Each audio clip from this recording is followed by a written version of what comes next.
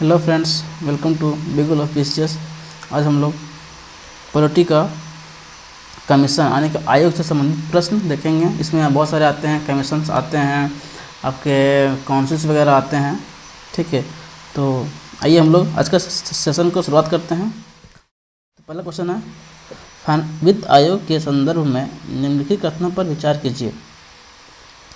संविधान के अनुच्छेद 280 व 281 के अंतर्गत वित्त आयोग से संबंधित प्रावधान है। ठीक, वित्त आयोग एक पूर्ण स्वायत्त न्यायिक संस्था है। क्या बोल देखिए, पूर्ण न्यायिक बता रहा है। ठीक है, तो ये इसको आपको ध्यान रखना है। ठीक है कि वित्त आयोग हमारा पूर्ण स्वायत्त संस्था है या नहीं है। सब उसके बाद देखना कि उपरोक्त में से कौन से कथन असत्य है। क्या पूछा है? असत्य पूछा है। तो इसका जो आंसर क्या होना चाहिए? वन तो सही है, लेकिन 2 जहाँ बोल रहा है कि पूर्ण रूप से ये स्वायत्त न्यायिक संस्था या हो जाता है आपका गलत है। ठीक है, और इस आधार पर आपका आंसर जो बनता है वह होता है केवल 2 जो है सबका गलत है। वित्त आयोग एक निकाय है। ठीक, इसका ऑप्शन दिया क्या? न्यायिक, अर्ध न्यायिक व सलाहकारी। तीसरा क्या दिया? केवल सलाहकारी। और चौथा दिया है पूर्ण न्यायिक व सलाहकारी। तो क्या होगा? अर्ध न्यायिक है और सलाहकारी है। वित्त आयोग के कार्यों के संबंध में निम्नलिखित कथनों पर विचार कीजिए। क्या है? पहला दिया है कि राष्ट्रपति को संघ व राज्यों के बीच करों की शुद्ध प्राप्तियों के वितरण व आगमों के आवंटन की सिफारिश करना। ठीक है, ये बात तो है। संचित निधि में से राज्यों को अनुदान व सहायता देने संबंधी सलाह राष्ट्रपति को देना, ये भी सही है। तो इसका आंसर क्या होगा? दोनों सही है। ठीक, अब देखते हैं अगला क्वेश्चन। वित्त आयोग के अध्यक्ष व सदस्यों की नियुक्ति राष्ट्रपति द्वारा की जाती है, लेकिन सदस्यों की अर्हताओं को कौन निर्धारित करता है? तो कौन करता है? राष्ट्रपति, प्रधानमंत्री, संसद या फिर राज्यपाल? तो इसका आंसर हो जाएगा आपका संसद। संसद जो है वह वित्त आयोग के अध्यक्ष व सदस्यों की नियुक्ति नियुक्ति तो राष्ट्रपति करता है, लेकिन उनकी जो अर्हता जो होती है वह निर्धारित किया जाता है संसद के द्वारा। ठीक, अब पहला क्वेश्चन, निम्न में से किस आयोग द्वारा संसदीय चुनाव क्षेत्रों का निर्धारण होता है? तो कौन करता है? चुनाव आयोग करता है, या फिर वित्त आयोग करता है, या फिर केंद्रीय सतर्कता आयोग करता है, या फिर परिसीमन आयोग करता है? तो बताइए इसका आंसर क्या होगा? इसका आंसर आपको हो जाएगा परिसीमन आयोग। परिसीमन आयोग द्वारा यह काम किया जाता है। ठीक, अब देखते हैं क्या निम्नलिखित में से किस अनुच्छेद में वर्णित है कि संसद प्रत्येक जनगणना के पश्चात कानून के माध्यम से एक परिसीमन आयोग का गठन करेगा। एक हो, जैसे कि जब भी हमारे यहाँ क्या होता है कि जब जनगणना होती है ना, उसके बाद परिसीमन आयोग का गठन किया जाता है। और यह हमारे संविधान में अनुच्छेद 32 के तहत यह काम किया जाता है। ठीक है ना। भारत के नियंत्रक एवं महालेखा परीक्षक के संदर्भ में निम्नलिखित कथनों पर विचार कीजिए। ठीक है, देखिए क्या क्या पूछ रहा है, क्या नियंत्रक एवं महालेखा परीक्षक के बारे में पूछ रहा है कि कौन सा कथन सत्य है। तो भारतीय संविधान का अनुच्छेद 148 के तहत एक स्वतंत्र पद के तहत नियंत्रक एवं महालेखा परीक्षक होगा। ठीक है, यह लोक वित्त का संरक्षक व लेखा विभाग का मुखिया होता है, ये भी सही है। नियंत्रक एवं महालेखा परीक्षक की नियुक्ति राष्ट्रपति द्वारा की जाती है। ठीक है ना, ये भी सही है। नियंत्रक एवं महालेखा परीक्षक को सर्वोच्च न्यायालय के न्यायाधीश की पद मुक्ति की रीति से ही हटाया जा सकता है। ठीक है, देख लीजिए, एक यानी कि कैग के बारे में जो सारी इन्फॉर्मेशन आपको एक क्वेश्चन के थ्रू मिल जा रही है। तो इसका आंसर क्या आ जाएगा आपका? Option number D. ये आपका चारों ऑप्शन सही है। भारत में कैग की रिपोर्ट को प्रेषित करने के संदर्भ में सही अनुक्रम का चयन करना है। तो कैग जो रिपोर्ट देता है, ये रिपोर्ट सबसे पहले किसके पास जाता है? ठीक है ना, फिर वह कैसे संसद तक पहुंचता है, और फिर कैसे जो होती है हमारे लोक लेखा समिति उसके पास पहुंचती है। तो सबसे पहले रिपोर्ट कैग जो है अपने राष्ट्रपति यानी राष्ट्रपति जी को सौंपता है, और फिर राष्ट्रपति जी संसद में प्रस्तुत करवाते हैं। उसके बाद उसके बाद कैग की जो रिपोर्ट होती है वह लोक लेखा समिति के पास पहुंचता है और उसका फिर निष्कर्ष निकाला जाता है। तो इसका आंसर हो जाता है आपका ऑप्शन नंबर ए, क्योंकि नीचे जो दिया हुआ कैग की रिपोर्ट संसद फिर राष्ट्रपति फिर लोक लेखा समिति, ये उल्टा पुल्टा दिया हुआ है, तो इसका आंसर केवल एक ही होगा। फिर दिया क्या कि निम्नलिखित सूचियों को सम्मिलित करना है। 315 दिया है, 317, 316 और 320। यहाँ पर क्या दिया है, संघ एवं राज्य लोक सेवा आयोग सदस्यों की नियुक्ति एवं कार्यकाल, लोक सेवा आयोग के सदस्यों की बर्खास्तगी व निलंबन, लोक सेवा आयोग के कार्य।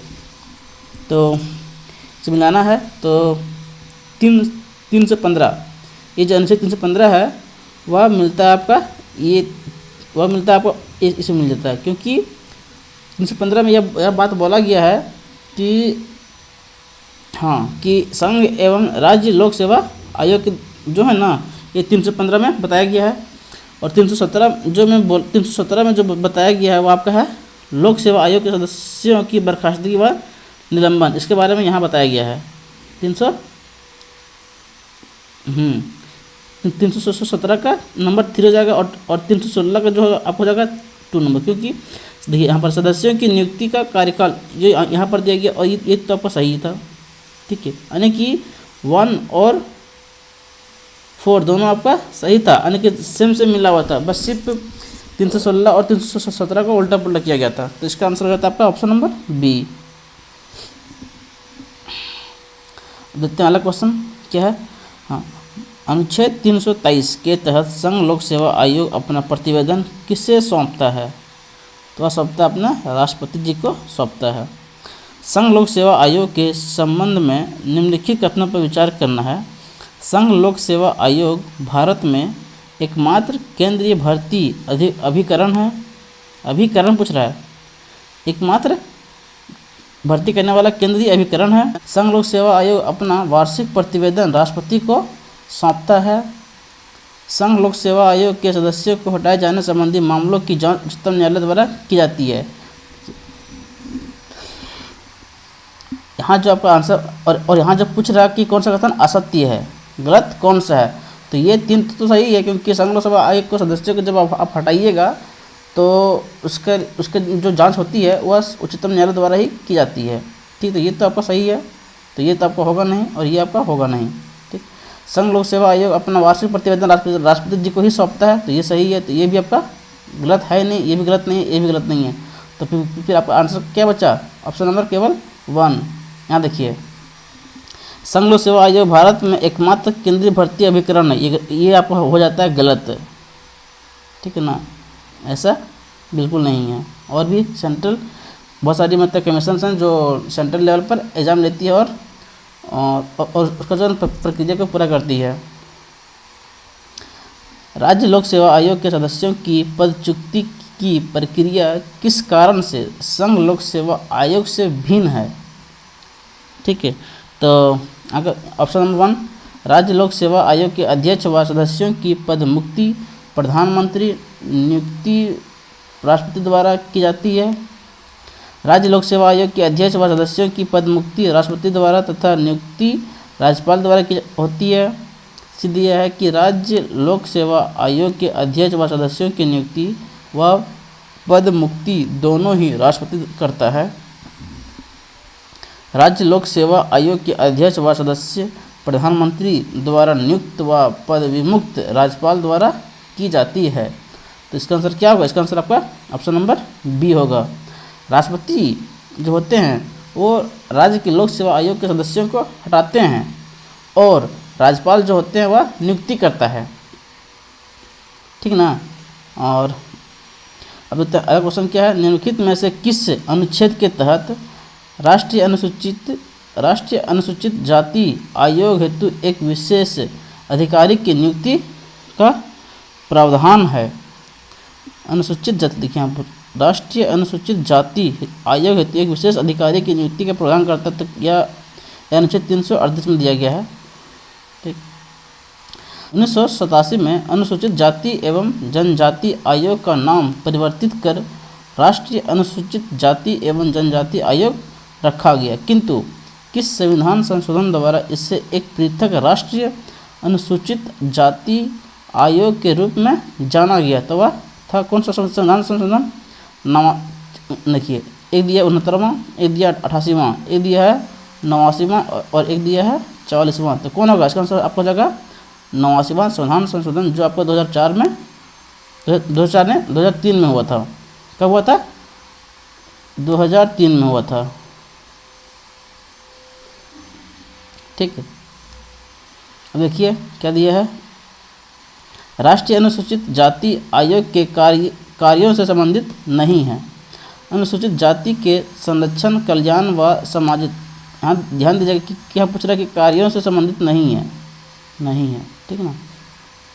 अनुसूचित जाति के संरक्षण, कल्याण व सामाजिक आर्थिक विकास हेतु कार्य करना, अनुसूचित जातियों पर किए गए अत्याचार एवं उत्पीड़न के मामलों में स्वतः संज्ञान द्वारा कार्यवाही करना, ठीक, अल्पसंख्यकों को कानूनी अधिकारों के प्रति सचेत करना और राष्ट्रपति द्वारा सौंपे गए कार्य करना।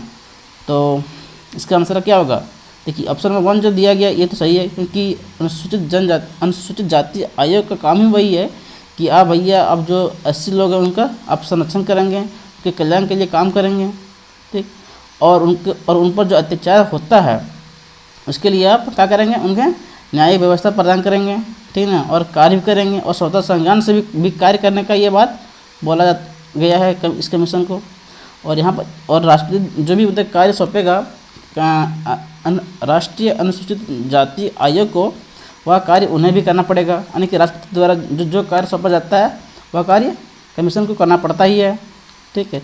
और यहाँ पर जो बात किया गया अल्पसंख्यकों को कानूनी अधिकार के प्रति सचेत करना, ये बात नहीं है, ठीक ना, ये बात तो आदमी लोग को खुद होना पड़ता है, ठीक ना। इसलिए बोला जाता है कि पढ़िए लिखिए आराम से और जागरूक बनिए।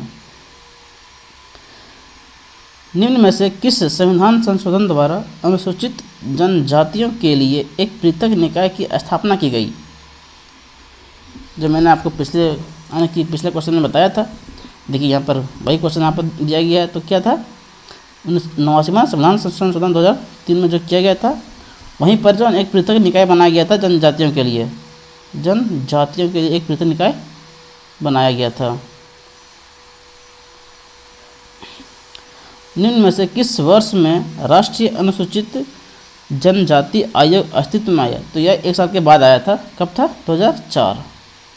क्योंकि एसटी वालों ने कहा भैया हमारे लिए एक अलग कमीशन बनाओ, तो सरकार ने बोला ठीक है भाई, लो आपके लिए एक अलग कमीशन बना देता हूँ। तो जो आपको 2003 में आता है, ठीक है, और एसटी के लिए भी एक अलग कमीशन गठन का प्रावधान हो जाता है और 2004 में ये आपका अस्तित्व में आ जाता है, ठीक है ना।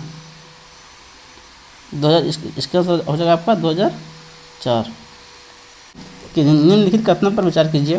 राष्ट्रीय अनुसूचित जनजाति आयोग का कार्य ऐसे समुदायों में वन सुरक्षा व सामाजिक वानिकी में अधिक सहयोग करना जो अनुसूचित जनजाति के हों।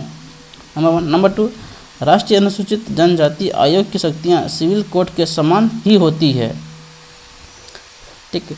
तो बताना है आपको ये कि इसमें से कौन सा कथन गलत है, असत्य पूछा है। तो यहाँ पर दोनों कथन क्या है? सत्य है, ठीक है। तो यहाँ पर आंसर हो जाएगा ना तो 1 और ना ही 2। निम्नलिखित भारत के निर्वाचन आयोग के संबंध में निम्नलिखित कथनों पर विचार कीजिए। क्या है? पहला, अनुच्छेद 324 के तहत संसदीय चुनावों, विधानसभा चुनावों, राष्ट्रपति एवं उपराष्ट्रपति के पदों हेतु चुनावों की देखरेख, निर्देश व नियंत्रण का अधिकार चुनाव आयोग को प्राप्त है। सही है। यह एक अखिल भारतीय आयोग है। ये भी सही है। मुख्य चुनाव आयुक्त एवं अन्य चुनाव आयुक्तों की नियुक्ति राष्ट्रपति करता है। ये भी सही है। निर्वाचन आयोग की सलाह पर राष्ट्रपति क्षेत्रीय प्रादेशिक आयुक्तों की नियुक्ति करता है। ये भी सही है। तो इसका आंसर आपको क्या हो जाएगा? Option number D. चारों ऑप्शन आपका सही है।